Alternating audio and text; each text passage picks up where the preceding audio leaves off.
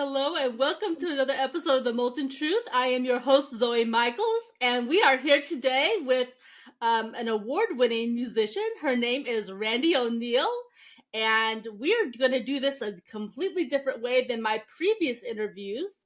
In the past, I've had an opportunity to speak a little bit in advance with all of the people who've shown up on my episodes.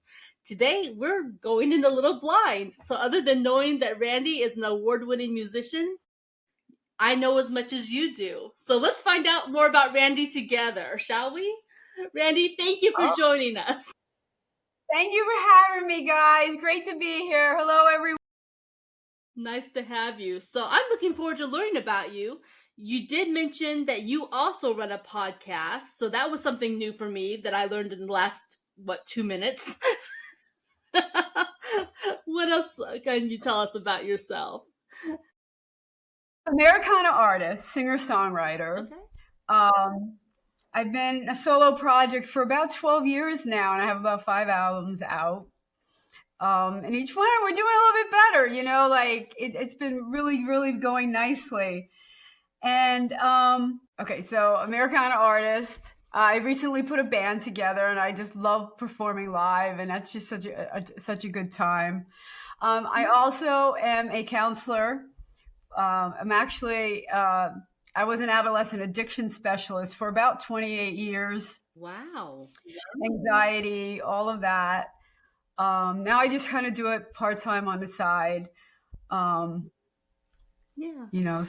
here or there. So I'm curious, do you ever use your music as part of the counseling, as maybe to help people cope with things? Do the two ever merge together? They do, but not in that way. Most of my kids never knew I was a musician because I was there for them. Mm-hmm. Okay. If I tried to connect through some kids with music, and if they were, artists or, learning guitar or things like that, I would use that, to kind of build a relationship with. But it was kind of the other way. I use music for therapy to get me through hard times. Right. And sometimes things that happen in counseling I would use in a song. For example, I had this one family that had moved from the Ukraine. This chick was tough as nails. And she was just doing kind of dumb things. So one day she came into the office and she was sobbing. I couldn't console her. I'm like, what happened? Did you get arrested? Did you lose somebody? And all I got out of her was, my mama found out. Okay. And Zoe, I almost started laughing, but I couldn't laugh because I'm the counselor. Right. Because I'm like, honey, there are things all of us never tell our parents. True. So true. Some things we hope that our mom never finds out. She got caught red-handed, and to her world was imploding. Her mother was seeing her differently now, and we had to work through that. But I went home that night and wrote a song called Don't Tell Mama.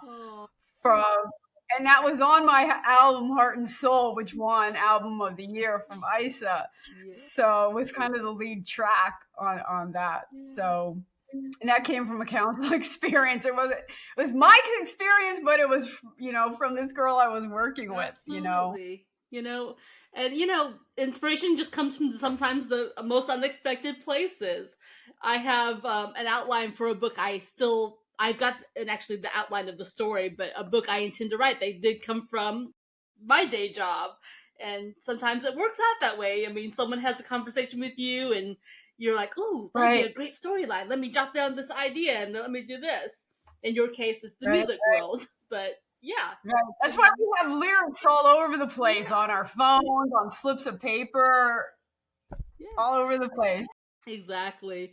I was speaking with another music artist a day or two ago, and I was telling him about my thoughts about kind of how inspiration is almost like an ecosystem where, like the rain system, he just wasn't quite following my train of thought, and maybe I didn't explain myself well, but, I think about inspiration like, really like that ecosystem. Someone paints a picture and it might inspire someone else to write a song, and someone else's song might have the lyrics that might inspire someone else to write a book, and so on and so forth. And it just feeds off of each other. I didn't explain it nearly that well in my session with him as I did just now. It's also okay. People go through similar incidents, right? Yeah. Or even siblings are in the same house, Yes. but their perspectives are always different, True. right? So you take an incident and you take a little moment in time and you write about it and you embellish it. You write a hook around it, Yes. and you kind of make it your own moment, but again, that moment was different for someone else. Right. True. And I think that's what I really like. The more I talk to other writers, the more I talk to musicians, the spirit of competition, even though there's maybe some friendly competition, the spirit of competition in what we do isn't like it is in other industries and other jobs.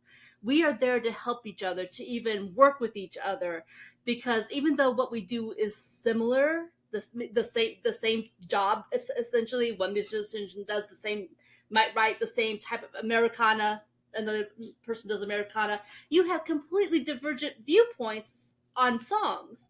So you're not directly in competition necessarily.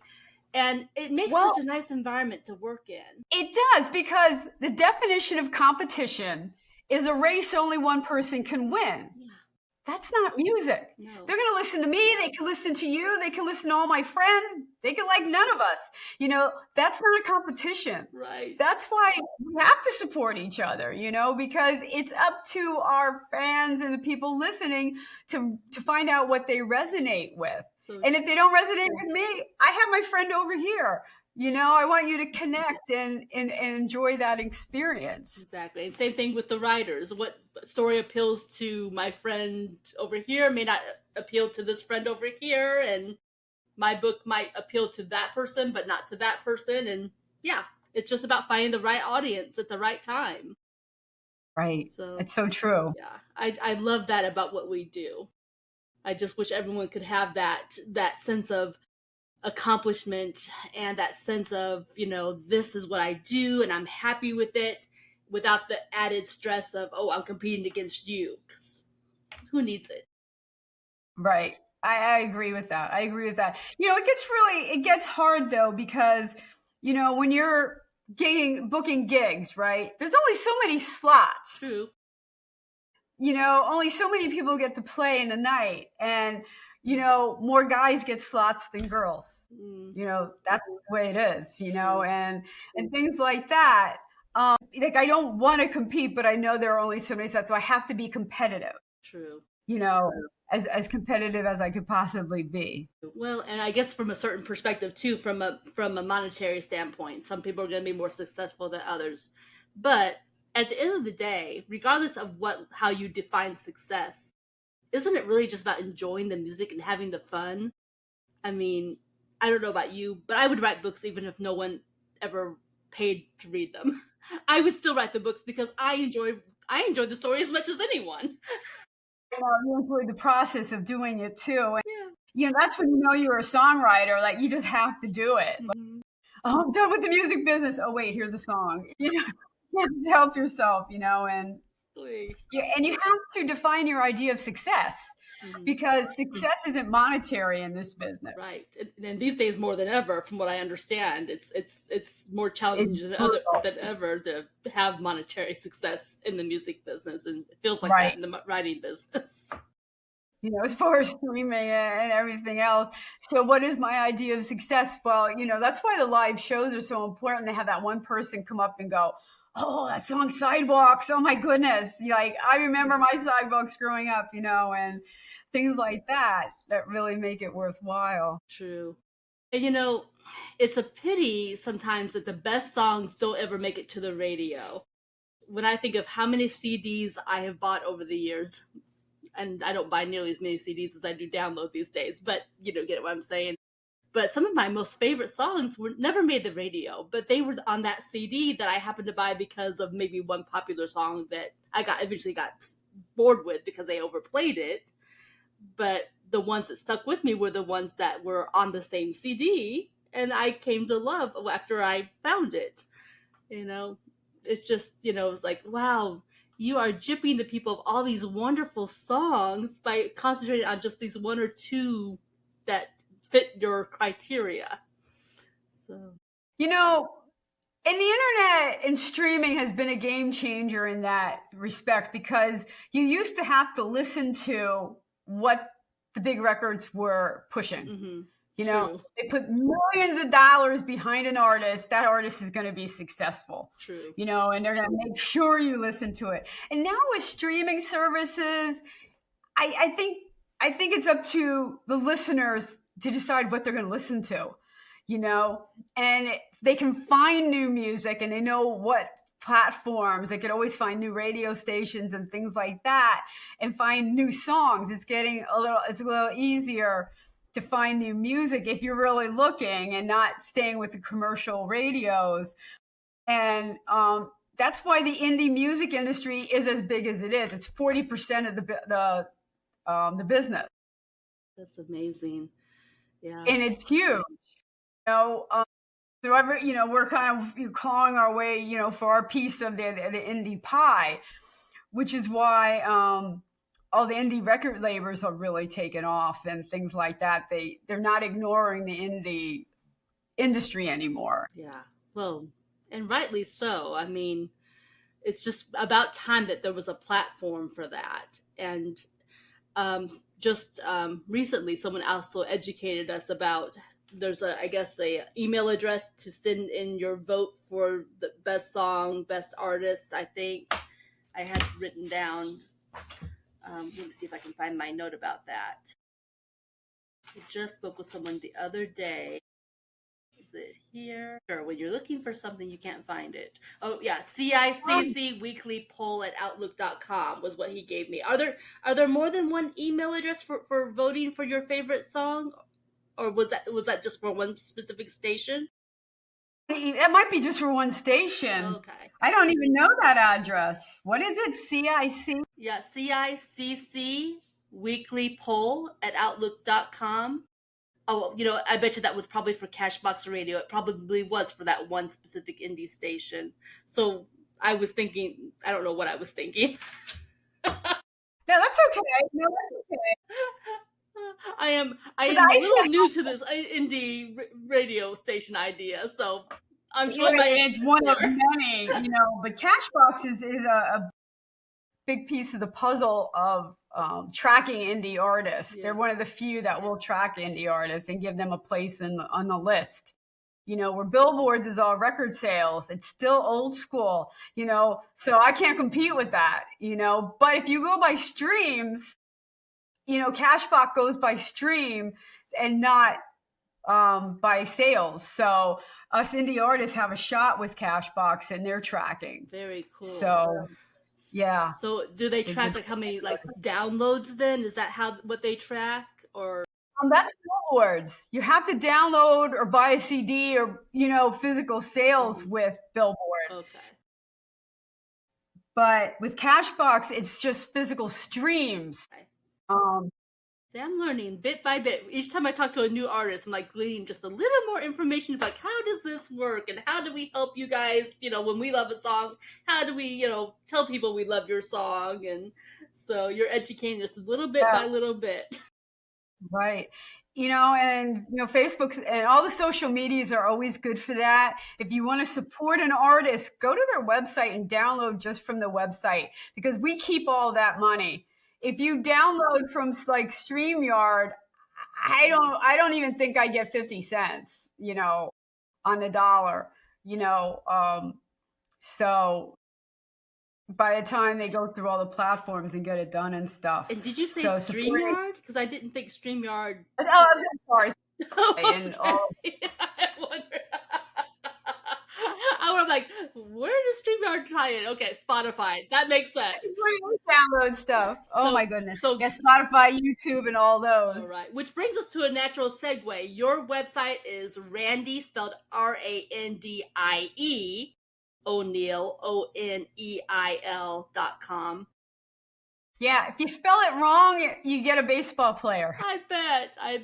And I have to tell you, during the daytime, during my day job, I loathe people who spell names at me. But since we do video here and most of my audience on the other channels only get the audio, I have to break that one rule to spell names for their benefit. No, I know. I'm the same way. Like, what did you just spell? I missed the whole thing, you know. I think I say it enough. But yeah, you know. for their benefit, I will break that rule, even though it's just like, oh. I know. But that's the I know. hazard. I totally agree.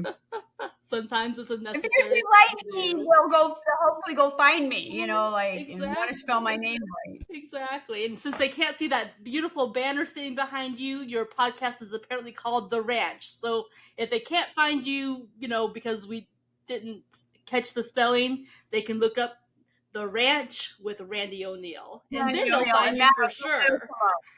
Yeah, that'll get you. That'll get you there. One way or another, they're going to find you. Lead to Randie. Bathroom walls, all over the place. ISSA winner 2025. Absolutely. So how long have you been in the music business? I was in the music business after college. I was just needed, I came out of an abusive household. My parents were alcoholics.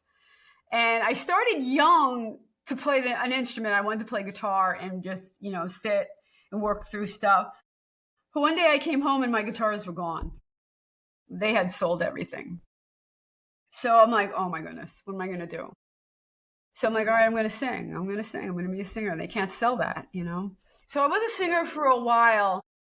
And that's what I did after college. I sang and I would write a song and I'd sing it to somebody and they'd have to put the chords to it and stuff like that. Right. And then eventually about 12 years ago, I'm like, all right, that's it. I've got to learn. I got to push through this, get through this mental block I have. And I would cry. This teacher was so good. It was therapy. He'd be like, all right, you're going to get this, you know? And I learned how to play a song. Like, I think it was Pink Perfect. And he's like, okay, now bar chord it. Oh, that's what guitar players do. You know, it's just like this emotional, like psychological thing that I just needed to get through. Absolutely.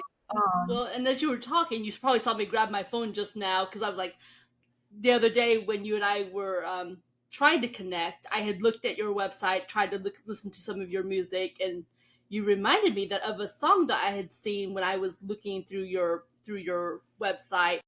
And initially, when I looked at your song and I was like, oh, it's about this. And then as I read through the lyrics or listened to it, I was like, no, it's not what it's about, what I thought it was about after all. It was something about, I think, like about your father and the influence. And it was kind of more about that abusive relationship type of thing. Daddy's Pride? Daddy's Pride? That was it. So it was not what I expected it to be when I first hit the button to listen to it. And I was like, oh, okay. My Daddy Love Me song. Oh no. Yeah.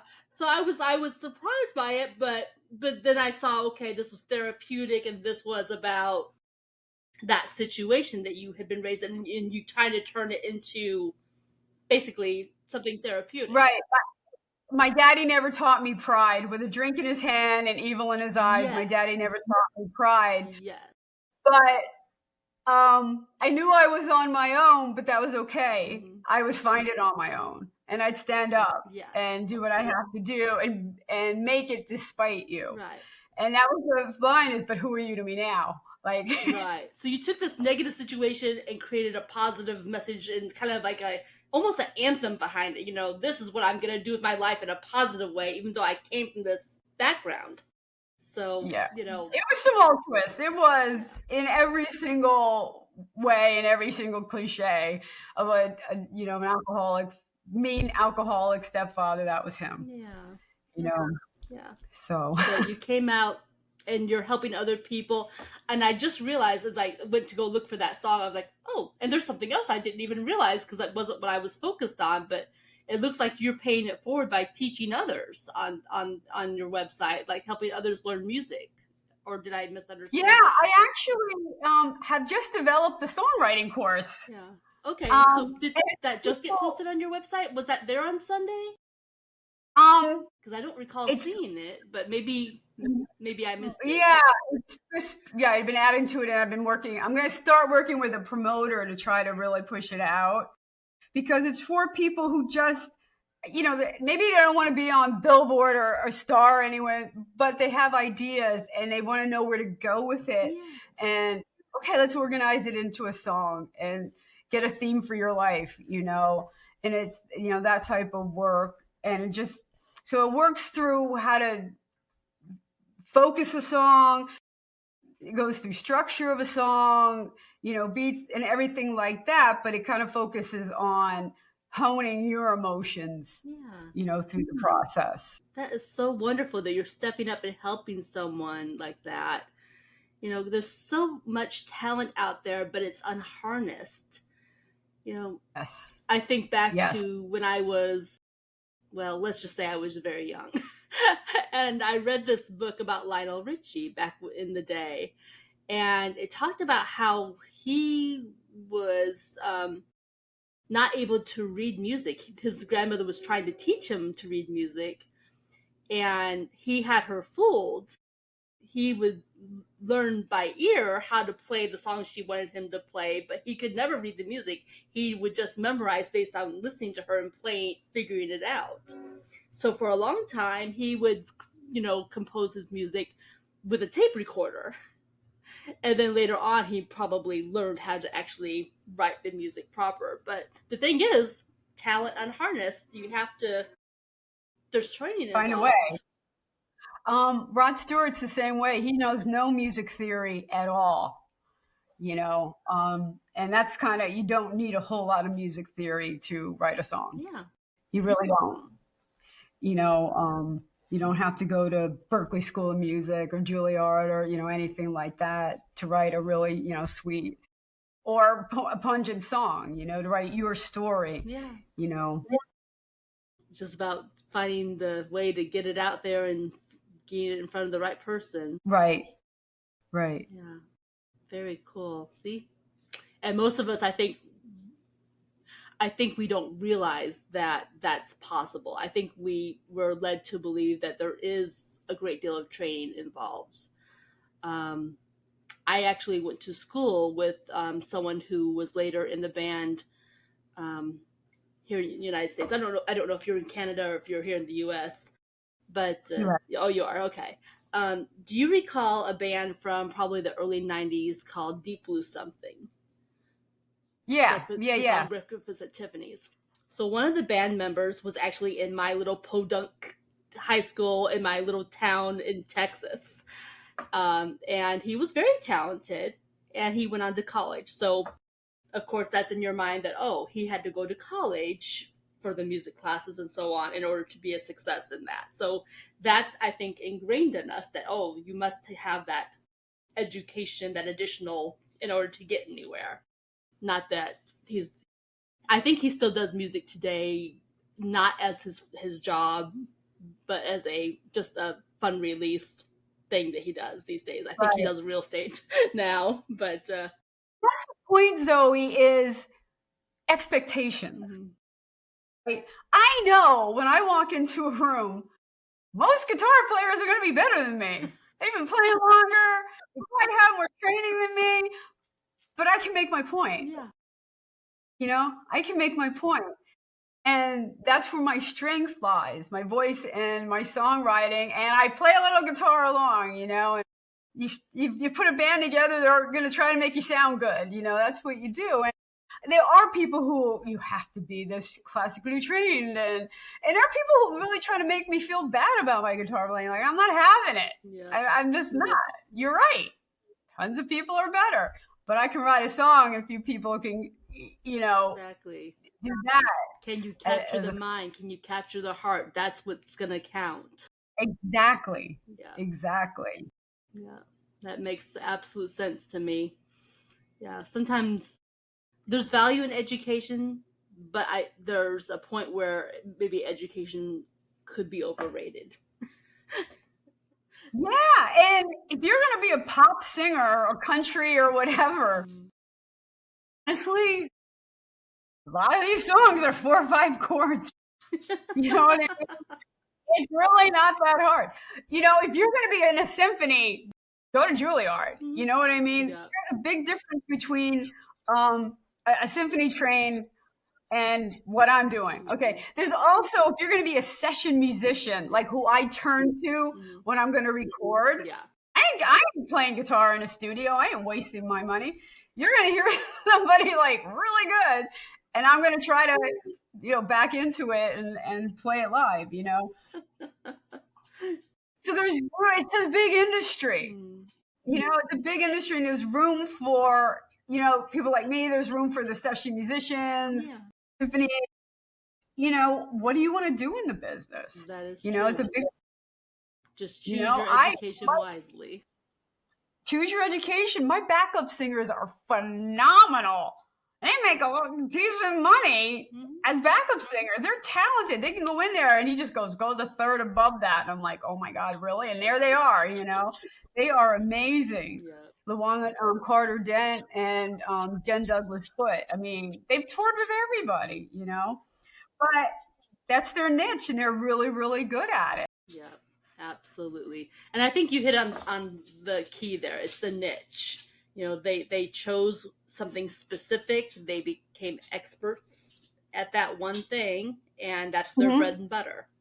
So there's so many. I mean, for variety of music, for the variety of instruments, for the variety of so many things related to music, it's almost infinite's probably too broad, but I mean the choices are just so broad. There's so many options. Yeah. So yeah, absolutely. Yeah. So what are your plans for the future?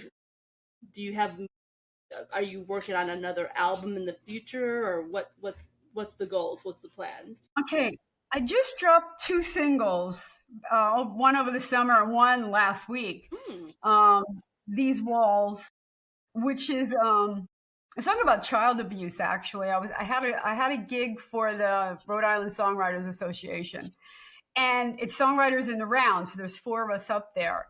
A week before the show, all of us got a prompt. Okay. If these walls could talk, and we all had to write a song. If these walls could talk, and it was going to be the 3rd song we performed. Oh.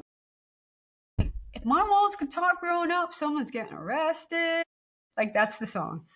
You know, people, you know, kids, adults, not everyone's going home to a safe place. True. So, you know, and that's what the song is really about. A kid's out playing, and now he's got to go home, and maybe they'll let him in, maybe they won't. And what happens when he gets there?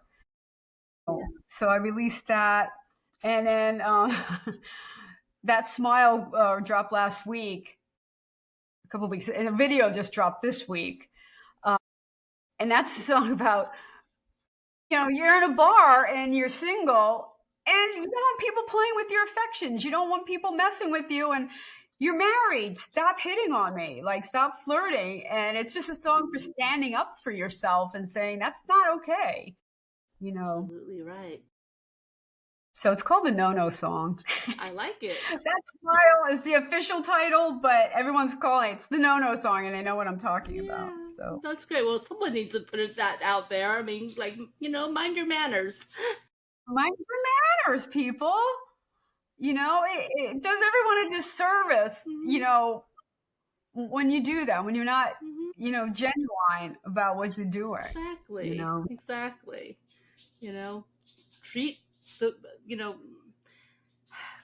I wish that people respected relationships at this point in time the way they did, even in my parents' generation, in the early, you know, or let's even say my grandparents' generation.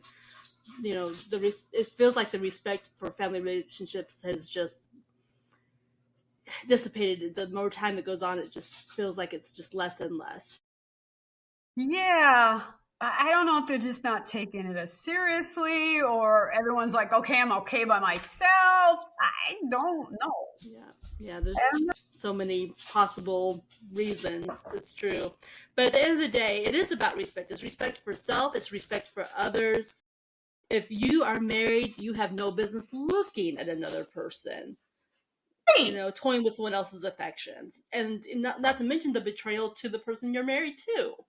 I mean, It is. it's It is. yeah, Nobody wins that. no, Nobody wins that. no, yeah. So that sounds like a good song. That I like this idea, the no song. That sounds The great. No No It song. needs to be It's a out big there. anthem. Like, I could just hear it being an anthem for like women in bars. Like, no, no, no, you're not Absolutely. coming home with me. Like, I like it. That's great.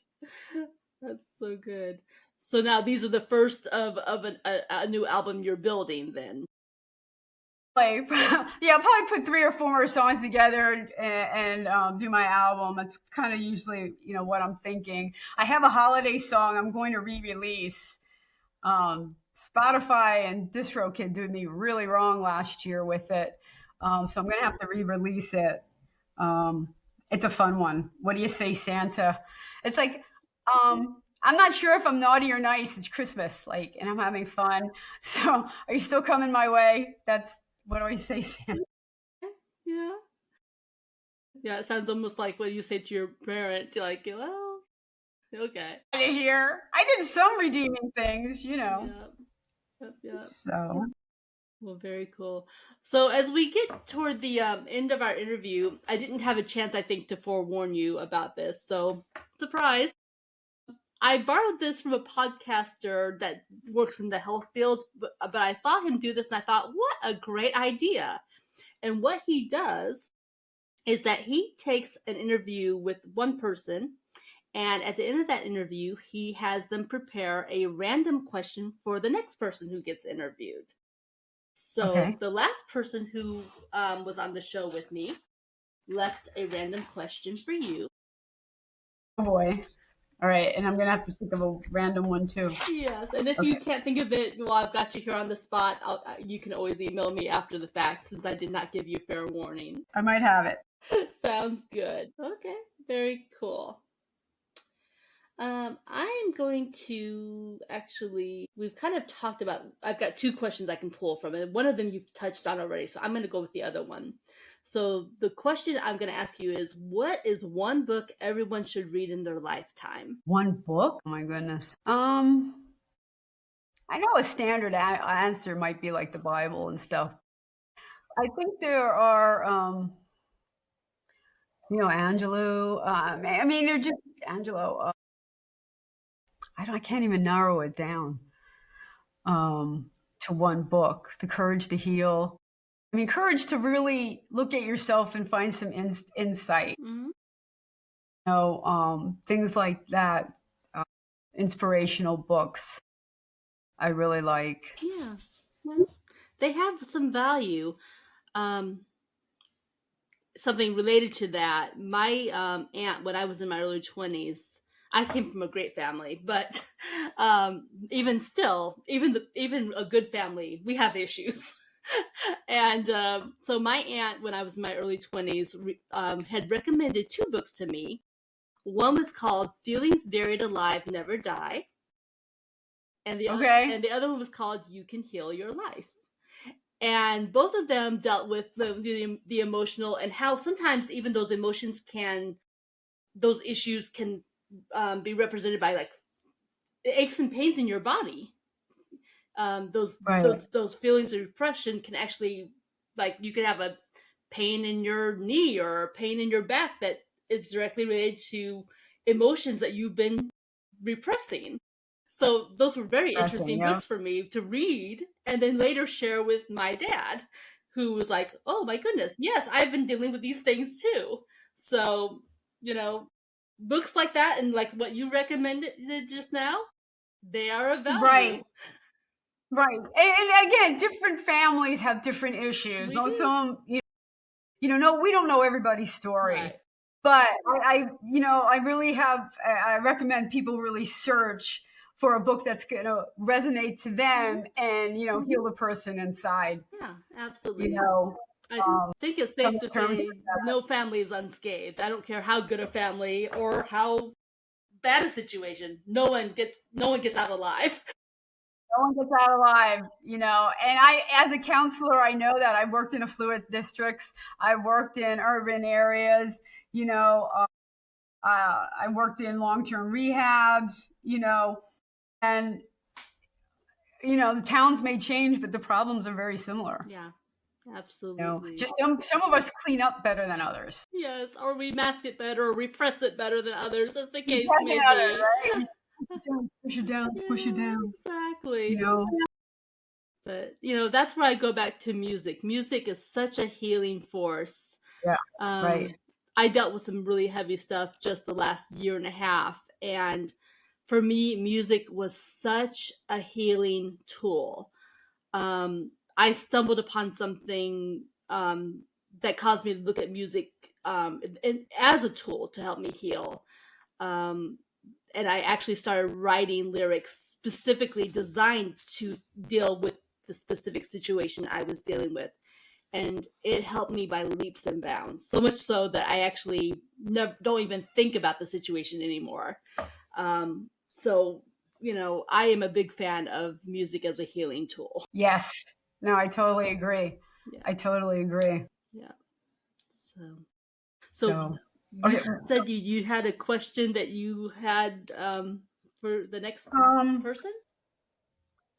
It could be simple, like what advice do you have for up and coming artists? Could be one. And what's your biggest challenge as an artist? And what's your biggest challenge? Okay, great. So we will ask them that. Now I'm gonna fill in the blanks because it may not necessarily be a musician next time. It probably will be because that seems to be my focus this season. I'm actually very excited to actually have the chance to talk to musicians this season because music is a great love of mine, as well as books. Last season was a little mixture of writers, business owners, and I had the great privilege of speaking with Caden Gordon, who I think may have been the one who referred you to me. And he's the one who has then sent me the musicians. Yeah, I'm really excited to be able to now expand into the music world a little bit. So it's a lot of fun for me. But I'm so glad you were able to make time. Say that again? We'll keep you on your toes, musicians will. For sure. Yes, for sure. Absolutely. And I'll be glad for it. We'll have a lot of fun along the way. Right. Well, thank you so much for joining us. We're going to go ahead and end our session, but please be sure to check out Randie's website. And I'm assuming Randie has a Facebook page, so check that out. Not Facebook. No Facebook? YouTube.